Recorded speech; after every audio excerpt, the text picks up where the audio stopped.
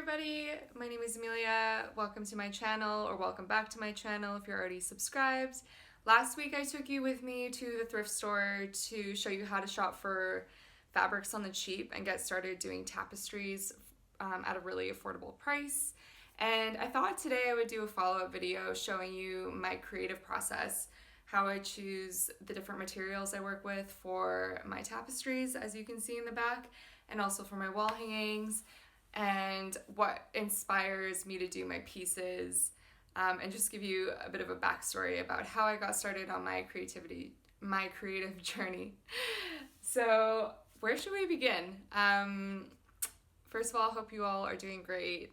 I know for a lot of us, we're back in lockdown in Canada on the West Coast, and I know that these are really confusing times and frustrating times, and that a lot of people may be stuck at home again and not able to work, or may have been laid off. And I know for me, when we went into lockdown the first time back in March of last year, I just really needed something to focus on. I did not just want to be sitting doing nothing, looking at my phone, and I really wanted to have a focus and something to disengage me from a screen and to get me doing something creative with my hands. So that's kind of what inspired me to start doing macrame wall hangings. I just had an idea for it from Pinterest, and just seeing all these like boho influencers, and yeah, it was just out of a desire to, one, decorate my apartment, but also just to do something creative. Anyway, the thing that inspired me to start doing something creative again was actually this really wonderful book called The Artist's Way by Julia Cameron. I think I might have mentioned that in the last video. But anyway, here's the actual book. So amazing. So basically, it's a 3-month program.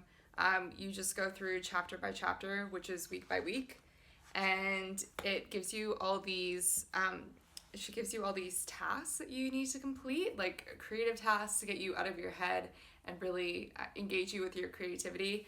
And also, it's about doing inner work as well. So you're working through different emotions that might be blocking you from your creativity, like fear, anger, doubt, and just getting you to re-engage with the right side of your brain and your creative self and your inner child, which is also your creative self. So this is a really good book, and this is what got me inspired to do like anything creative, but I decided to go with macrame just because I was curious about it, and I really just wanted to decorate the white walls in my apartment since I was staring at them all day every day. So yeah, that's essentially what got me inspired to do macrame. And my intention behind doing it was not to actually start a business or to sell them. I just wanted to create and do art. So yeah, so that's basically what got me started with macrame. It was just a desire to create for the sake of creating, with no end game in mind, no destination, just to be on the journey of self-discovery through creating, which led me to do my macrame pieces and eventually got me doing my tapestries. So it's been a really amazing journey, and I absolutely love doing this, like, so much. And especially now that it's winter and there's not a lot that I can go out and do, everything is kind of shut. It's just an amazing way to bring a lot of color and life into my very tiny world right now. So it's a way of, it's a channel for my art and my artistry, and it's also therapy at the same time. For whatever reason, when I'm weaving and doing tapestry work, everything just makes more sense. And it really gives me so much joy to do it. So it makes me so happy. I think it's one of the only things right now that is really anchoring me. And so that's why I'm doing it, just for the sake of doing it. But now also people are buying my artwork, which is amazing. I've got an Etsy shop up, which I'll link in the description below. So even though I didn't have an expectation or a specific outcome for doing macrame wall hangings, it has actually become my passion, and my passion has actually become my job, which is what I've always wanted to do. So I've always wanted to be an artist and pursue my art. It was just really difficult before because I always felt like I had to get a day job, and then the day job always took away from my energy to make art at the end of the day. And now I've got all the time in the world to focus on it, so it's amazing. But yeah, let's get into what inspires me to make my pieces, how I choose the different fabrics and textures and colors that go into my tapestries, and how I weave medicine and shamanism into my pieces, which is probably the biggest thing. It's medicine for me, and now that I'm creating them for other people, it's medicine for other people as well. So let's get right into it. So for me personally, I see my art as a collaboration with the fibers and the colors and the textures and the feeling or the vision or the dream that I want to express. So it's a very intuitive process. And because it's a very intuitive process, I don't always know how the tapestry is exactly going to come out. It's just a journey. And I feel like for me, focusing on the journey and being present to the process of the weaving is more productive and more fluid and effortless than, say, having like drawing a design and planning it out and knowing how, like having a very definitive idea of how it's supposed to turn out. I like to just let the fibers show me where they want to go. Like I will literally just take the fibers when I'm first beginning, and I will just like put it to my heart or put it to my head and just ask, what do you want to be? Where are we going with this? Where do you want to go? How do you want to look? And I literally just communicate with the fibers. I pray over them. I cleanse them beforehand and I bless them, and I just ask for their guidance, because it really is not just me creating this work. It's me collaborating with the actual fibers and seeing what medicine needs to come through. So that's how I work with them. And now I'll actually show you some of the fibers that I'm working with and how and go into a little bit of color theory and how I decide which colors to pick and how to put them together. And I've actually got a piece here that I've just started and I'm working on now. And so I'll show you the different colors that I'm using. So first I'll show you the fibers that I bought last week at the thrift store and how I've processed them. So this was it's kind of like a rougey wine color, as you can see. And I don't know exactly what this color is called or what the fabric is called, but I basically just bought a length of it at the thrift store and it was $1. So super cheap. I've already finished a piece in the back there, which I'll show you a close-up up in a minute.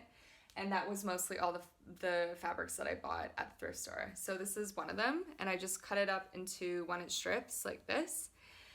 And I suppose subconsciously I am choosing the fabrics based on how they look and feel together. So it just so happened that this old drape that I found as well goes really well with this. As you can see, they're not the exact same shade of red. They're slightly different, and they're different textures as well. Like this is a suede, but they look so good together.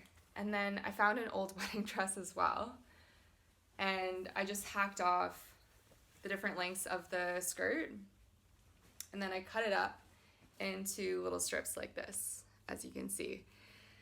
And then when you put them all together, like I'll show you here,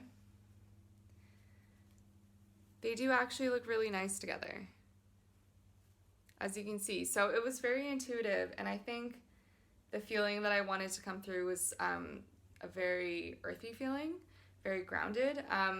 When I see colors like red, that reminds me of, like, on one hand, passion, firiness, liveliness, life force. And then when I look at white, it's a very pure color, very spiritual color, and reminds me of light. So together I feel like it's kind of like the chi of blood and the chi of life, and life force coming together with pure white light of spirit. So that's how I put them together. It was very intuitive, and then after I had hacked them all up and cut them into strips, I realized that they worked really, really well together, which I wasn't really originally planning. So yeah, that's how easy and intuitive it can be. And you just never know what kind of fibers you're going to get, how well they're going to work together. And it's a really cool process if you just allow yourself to tap into your intuition and just choose from the heart.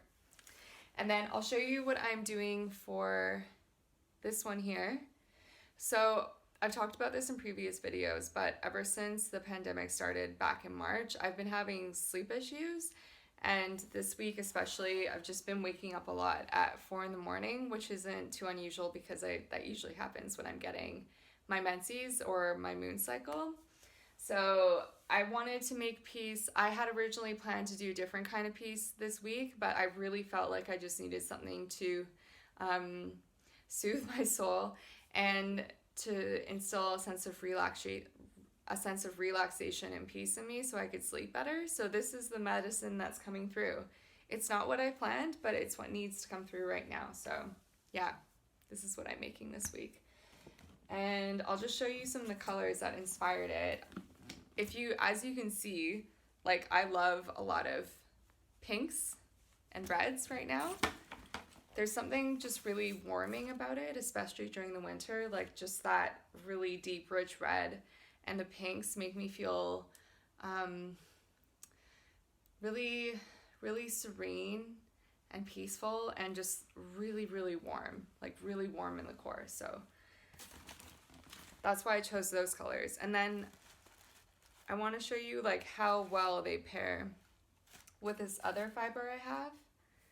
So this is a really nice kind of dusty violet, and this one is called Graphite. These are wool roving, and I got them from the Spruce and Linen shop on Etsy. She's from Canada as well. I'll link that below because these are 19 micron wool roving, and they're beautiful. They're so amazing and so soft. Like you could almost just like weave a blanket and just sleep in them all day. They're so beautiful.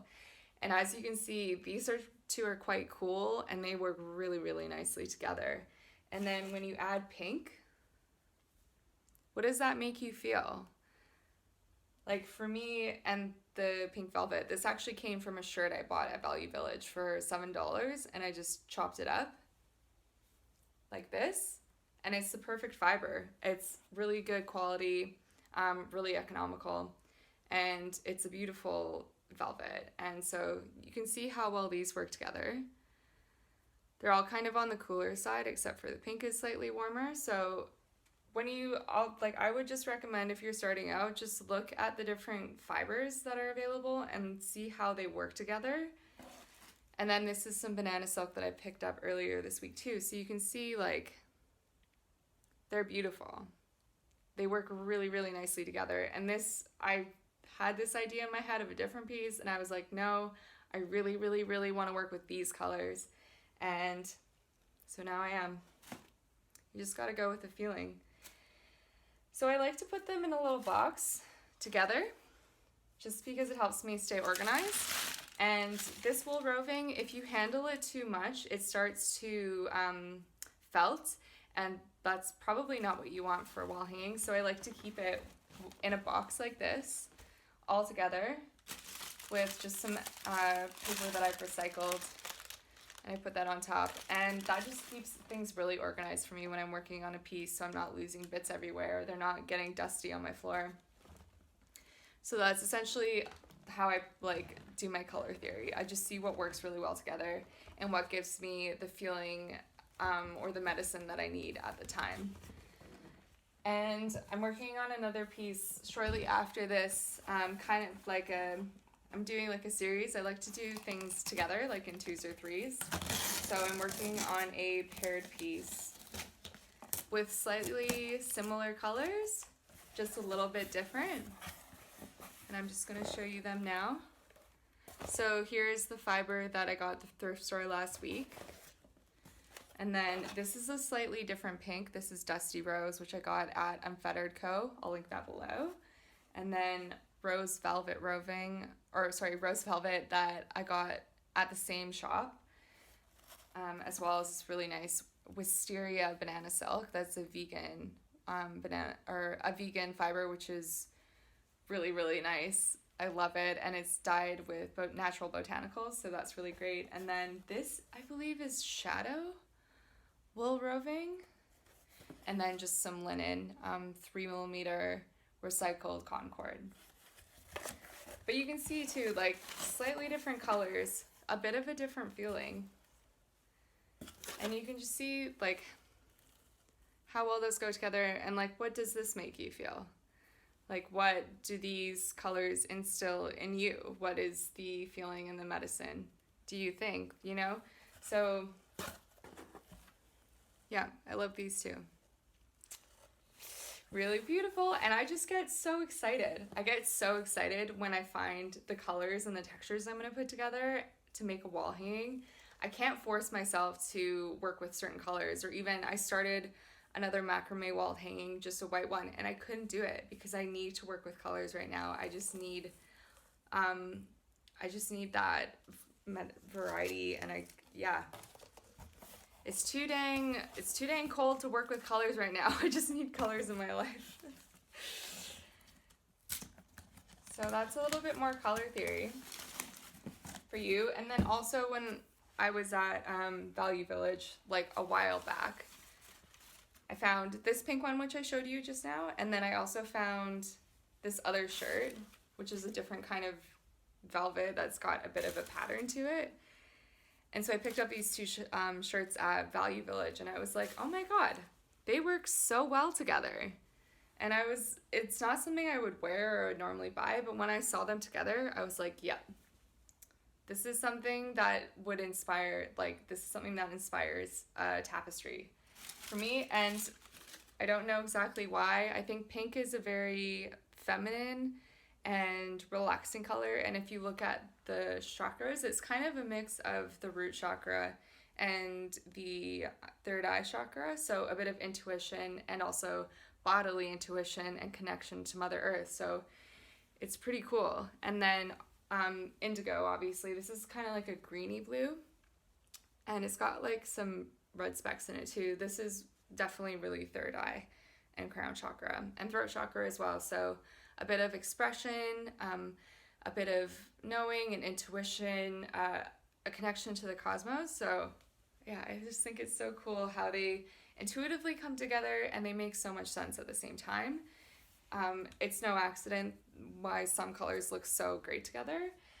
So I've got those, and then you can just, if you want to start doing this and you want to start doing some color therapy for yourself, whether it's through tapestry or painting or anything else, the best thing that I think anyone can do is just study color theory and just look at what looks good together. This is wool roving from Unfettered Co. It's chartreuse and sage up here. These look really nice together. I've already made a few weavings with them. Green is representative of the heart chakra and the throat chakra, so love, expression, relationships, communication. Those are really great. And then of course I'm obsessed with red right now. I can't remember what this is called. I think it might be wine or rouge, but this is a red wool roving. It's so beautiful. I've already used it on several pieces. Again, it's like passion, sensuality, deep connection to the earth, menses, moon time, the womb, creativity. So beautiful. Yeah, so those are some of the colors I use. I would recommend, even if you're not painting, I would just suggest studying color theory when you're first starting out. It applies to everything. It applies to interior decorating, interior design, painting, watercolors, oils, acrylics, fashion, like making clothes, and anything else creative that you can think of. The book that I really love, I can't remember the exact name of it, but I'll just pop it up here. It's specifically for painting, but you can apply it to anything. It's come in actually very useful for making my tapestries and choosing the colors as well. So after you've chosen your materials, whether that be on an online store like Etsy, or from a thrift store, or from a craft store, and you've got it here, I always like to pray over my materials and bless them. It just really helps me to work with the fibers and to get an idea of what I want to create with them, and also to help me weave medicine into the actual tapestries so then I can offer that to other people. So the first thing I do is I lay them all down and I light up my sage. And just like I would do in ceremony or when I'm making an offering, I will actually purify the fibers. I'll cleanse them with the smoke. You can also use like frankincense or galbanum or any other kind of resin or flowers that are purifying for that, whatever feels good to you. And then I cleanse them, ask the good spirits to come in, and after I've done that, I will just sit there with my hands over the fibers, and I do this while I'm weaving as well. And I just send in my blessings and my prayers and my gratitude to the fibers. And then the third thing is when I'm actually building the tapestry, and this might sound really silly and kind of corny, but I actually like will hold them and like put them to my heart and tell them how much I love them and how beautiful they are. And usually when they're done, I leave them hanging up there until I photograph them and send them off. But I'll just tell them like all the time how beautiful they are, because I believe that each thing, whether it's inanimate object or something that appears alive, has consciousness. So when you put all your love and your gratitude into, and just like all the good vibes into whatever you're working with, into your art, it gives it back tenfold. It offers that same feeling back, which is really cool. So yeah, I just tell them like, you're so beautiful. I love working with you. You're so special. Just like all the things that you would want to tell like a child or your really good friend or your lover, you know? That's how you treat your tapestries and your artwork. You give it all the loves and it gives it right back. So that's also part of my process as well. So purify with smoke, and then pray and bless and offer gratitude, and then you gotta just tell them that they're beautiful all the time until you send them off to the next place. Yeah, so that's what I do, a little bit of shamanism and ceremonial work in there. And I believe that's it for today. This has been kind of out of order, and I didn't really have a plan for this video. I just really wanted to express what was in my heart and offer that you can create whatever you want. Now is the perfect time, even if you're still working. I think there's a lot of feelings coming up from the shadow right now in the wake of 2020 and coming up into 2021. And it's just really beautiful to offer exactly what you're feeling in the most authentic way, whether that feels bad or good, in a good way, in your art or in whatever you do. Yeah, I just wanted to say that artwork, even if you're doing it for work, doesn't have to be another thing that is a task to complete off. It can be play, it can be therapeutic, it can be spiritual, it can just be nothing. It could just be something you're doing for the sake of doing it and for the sake of creating. My practice is, which I learned from The Artist Way, is that creating is an act of devotion to creator or God or spirit or whatever term you like to use, and that's enough. I mean, it's a happy circumstance that I also make money and create abundance from creating my artwork, but at the root of all of it, my purest intention is that it's simply an act of devotion to creator. So that's the medicine I offer you today, from my heart to yours. I hope you all are doing well. I wish you health and joy and healing, and I hope you like this video. If you have any other questions, or if you're interested in seeing anything else about tapestry weaving or creativity in general, you can just pop that in the comments below. If you enjoyed this video and found it helpful, please hit like and subscribe. All your comments and likes help me to grow my channel and reach more people and offer my medicine to more people. So Thank you. I love you. And I'll see you all very soon.